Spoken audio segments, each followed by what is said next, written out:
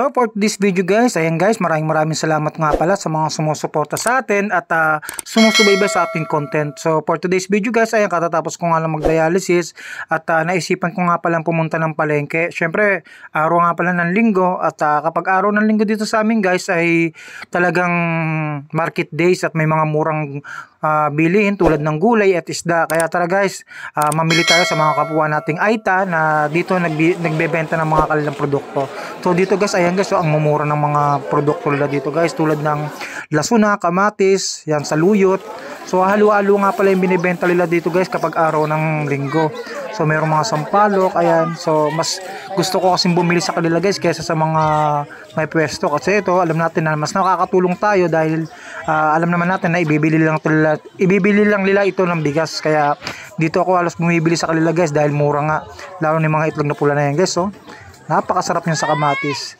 So yan, yung mga tuyo, yan, masarap ihalo sa gulay yan guys. So hinahanap kong gulay dito guys is yung bulaklak ng kalabasa. Bala ko kasing magsabaw guys kasi medyo bumaksak yung hemoglobin ko. At tulad nga ng sabi ko, kapag bumaksak ang hemoglobin ng isang dialysis ay hindi kami dinadialysis guys. Kaya medyo delikado sa amin pag hindi kami na-dialysis. Ayun guys, langta guys oh. Pero bawas sa amin ng may gata. Pero bumili rin ako dito guys ng labanos para sa kinilaw. Yan kasi yung hilig kong kilaw, yung labanos. So ang ganda ng mga kamote nila guys oh. Pero ang hilig ko talaga dito is yung kamatis. Kamatis pati yung ito. Kumakain ba kayo yan guys? Yan. Ang dami tinda guys, puro mga sariwa. Sariwa, tapos ang fresh ng mga gulay nila dito guys. Kaya tara. So yung nulutuin nating ulam ngayon pag araw ng linggo. So syempre ito. So ayan. Bulaklak ng kalabasa. So ito kasi hinahalo ko siya sa pritong isda. Magkasarap siya. So ayan yung pinakabigas yan. Pero ang pinakaluto nito guys, hindi yung pinakaunang kulo. Yung pinakaunang kulo ng niluluto nyo, doon nyo siya ilagay, tapos iahon nyo na yung kaldero or yung kaserola para hindi siya malusaw. So ganun lang. Masarap kasi ito guys kapag parang steam lang yung pagkaluto. So ihugasan natin.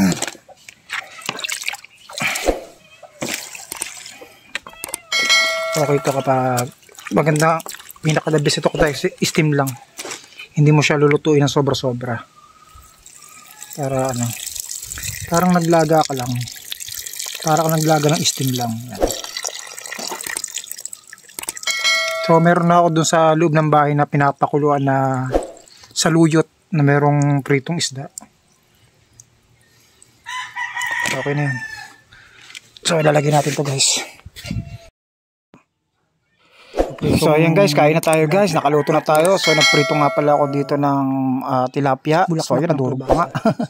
So ayan, tamang food trip tayo guys para lumakas tayo at gumanda yung hemoglobin natin. Yan ang pinaka-importante guys. Kumain tayo ng kumain bilang sa dialysis dahil napakahirap po kapag dialysis patient ka na at bumaksak ang yung dugo, dahil napaka-malaking problema at malaking abala to guys, kasi unang-una pwede kang ma-confine at maraming pwedeng mangyari.